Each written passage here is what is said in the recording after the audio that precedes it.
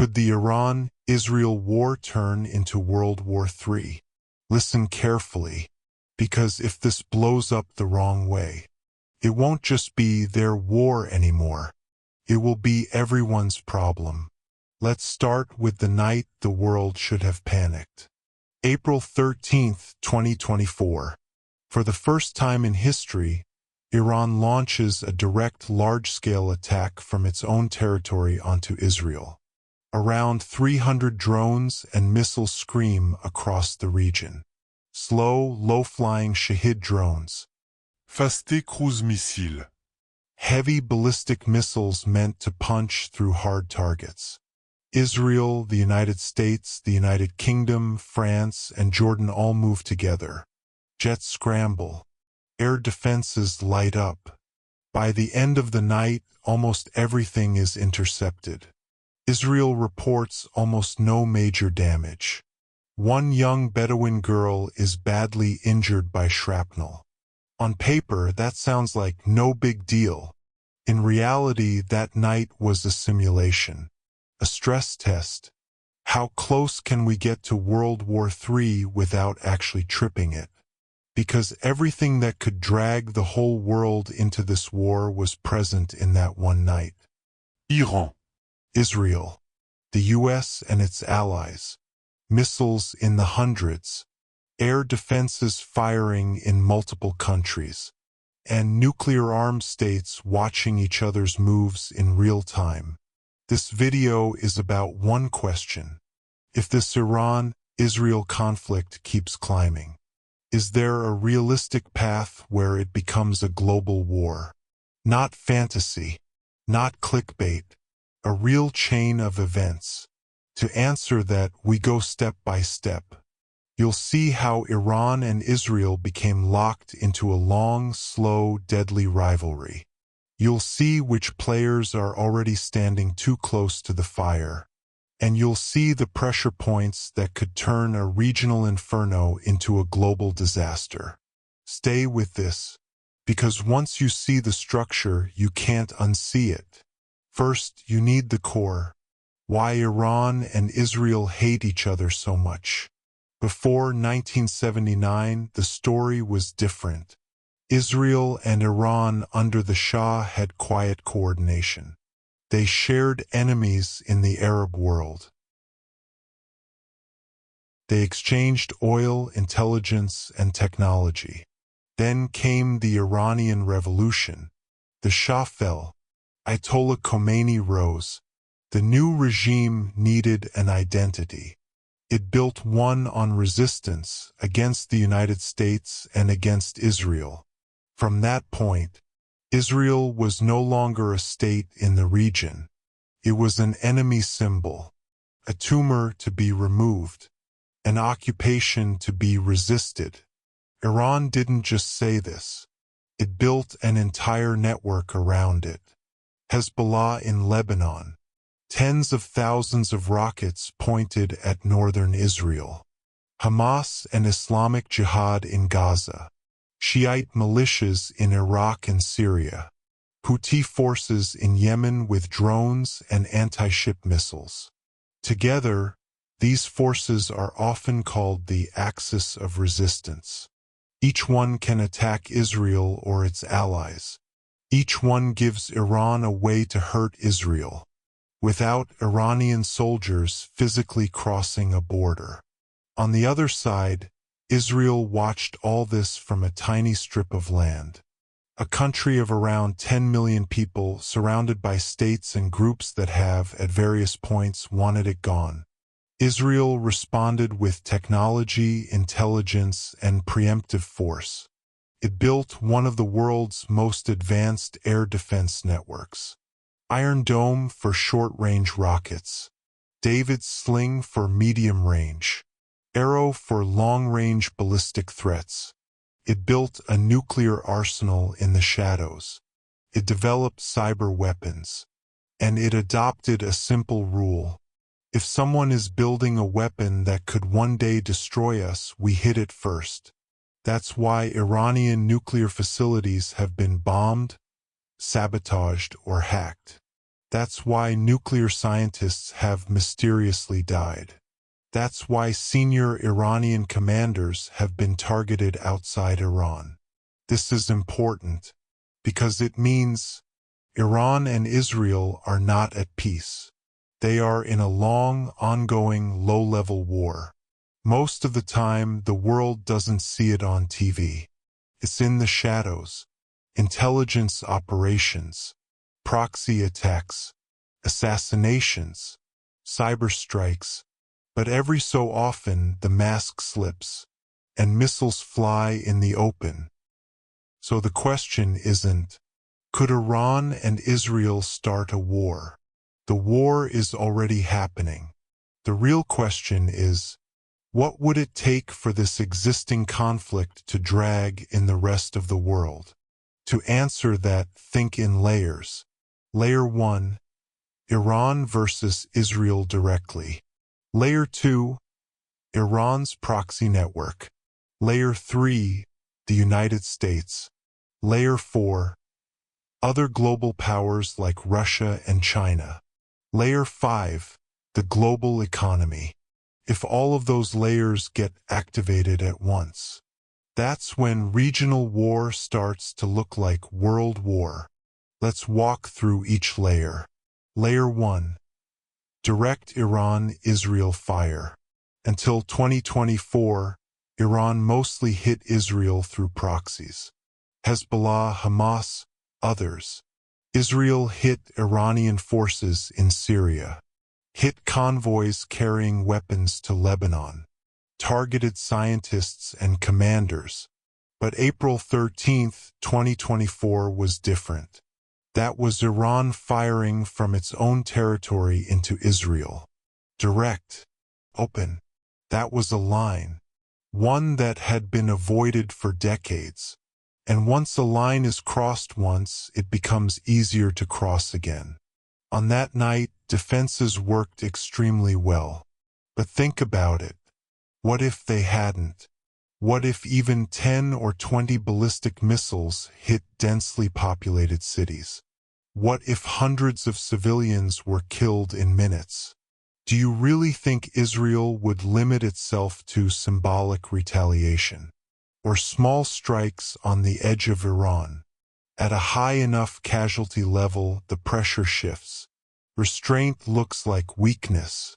Politicians who call for calm look like traitors.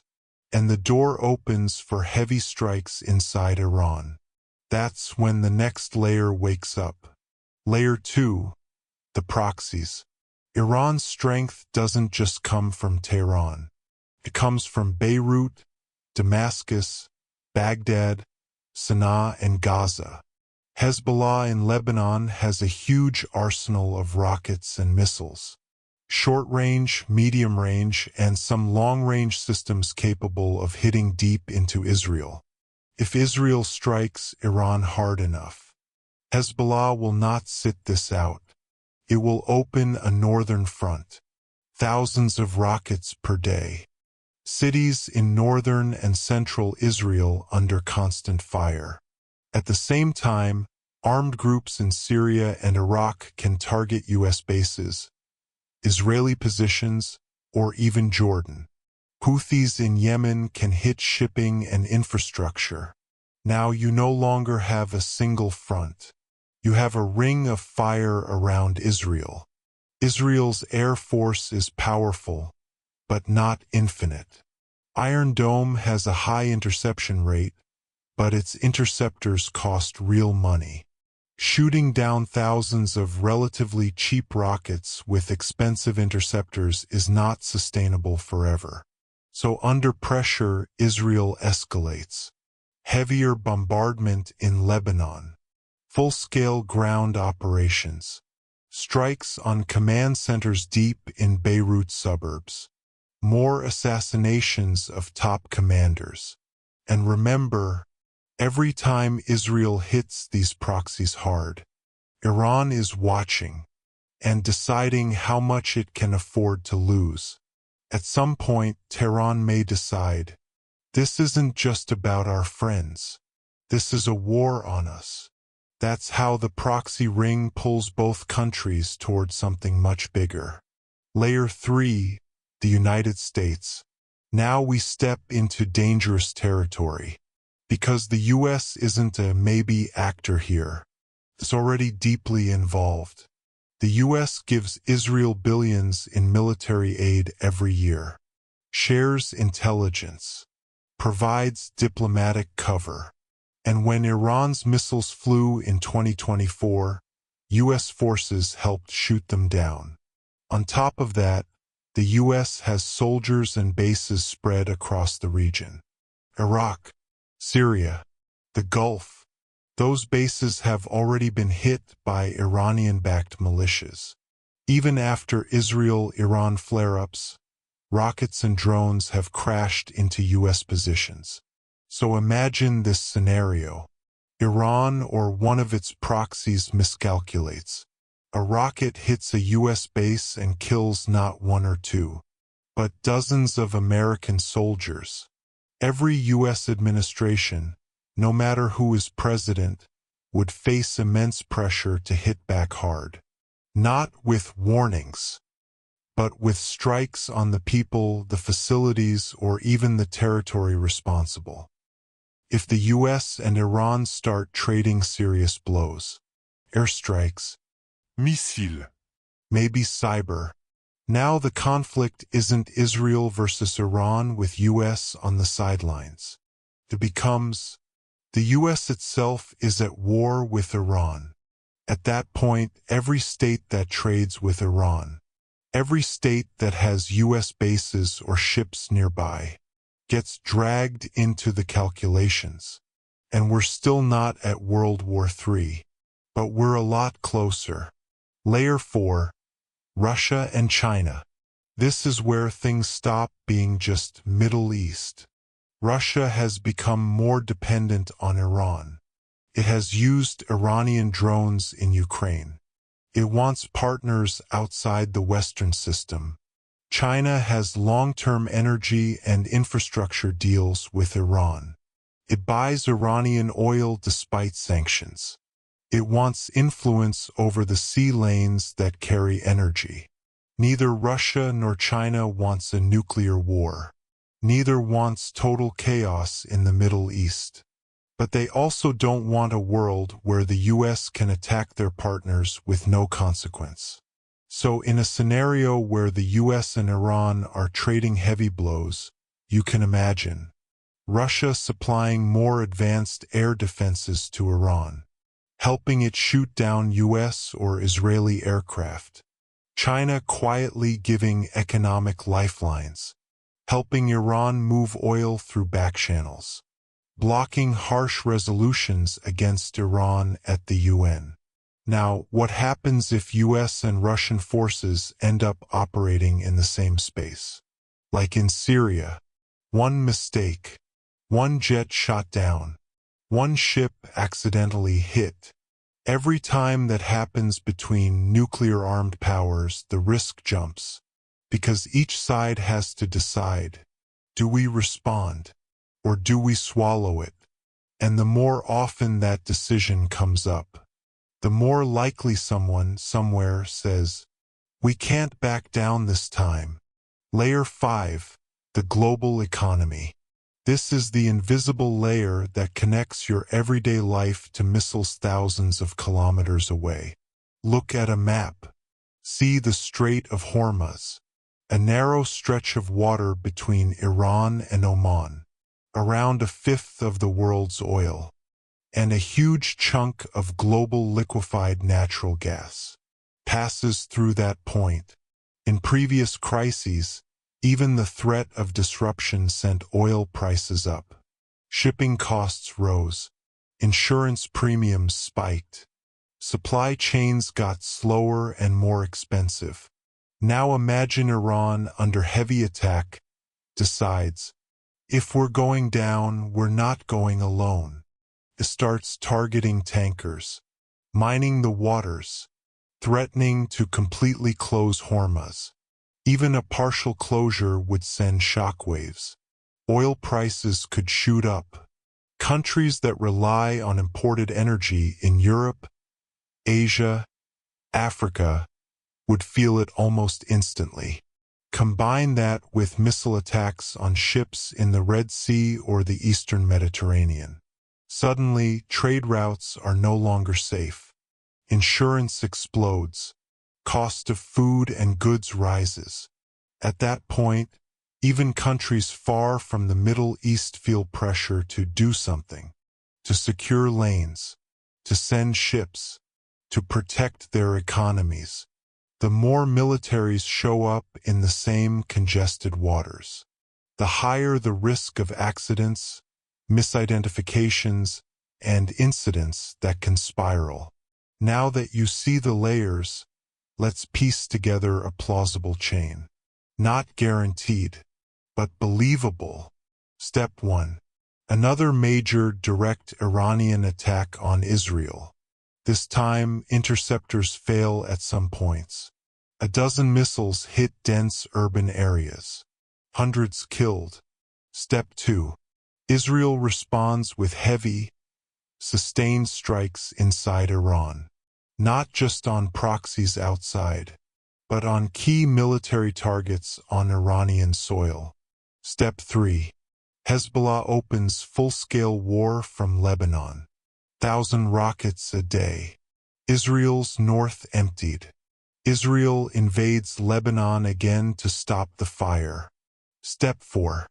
Shiite militias in Iraq and Syria massively increase attacks on U.S. bases. One strike kills many Americans. The U.S. retaliates against Iranian assets directly. Step 5. Iran responds by targeting tankers and infrastructure. Hormuz becomes too dangerous. Global energy prices explode. Step 6. Russia provides more direct military support to Iran, perhaps advanced air defenses. U.S. jets start facing more serious resistance. Risk of U.S. Russian confrontation increases. Step 7. China steps up economic support to Iran, deepening the divide between blocs. Global institutions are paralyzed. From here, you don't need a science fiction writer. You just need a few bad decisions. A few leaders who think backing down is political suicide.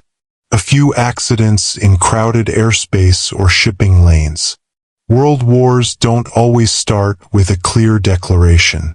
Sometimes they start with a series of crises, each one handled slightly worse than the last, until the system cracks. So, will this happen? There's a difference between possible and likely. Right now, most governments are terrified of this exact chain. That's why, after huge attacks, you've seen something strange. Iran hits. Israel hits. There's a lot of noise. And then, both sides carefully step back from the edge. They want to hurt each other. They want to gain leverage. They want to score points at home. But they also know something you know now. Once certain lines are crossed, once enough players are pulled in, nobody can really control what happens next. That fear is, ironically, one of the strongest forces preventing World War III. But fear can fade. Leaders change. Mistakes pile up. Systems get stressed. So what do you do with this? You don't control Tehran. You don't control Jerusalem. You don't control Washington, Moscow, or Beijing. But you can control how easily you are manipulated by simple stories. When you see breaking news about Iran and Israel, ask, who is telling this story? What are they leaving out? Are they showing you only one layer? The missiles, but not the proxies. The proxies, but not the superpowers. The superpowers, but not the economic chains. Understand this. The more people see the full structure, the harder it is for leaders to sell simple, reckless solutions. Just bomb them. Just close the strait. Just teach them a lesson.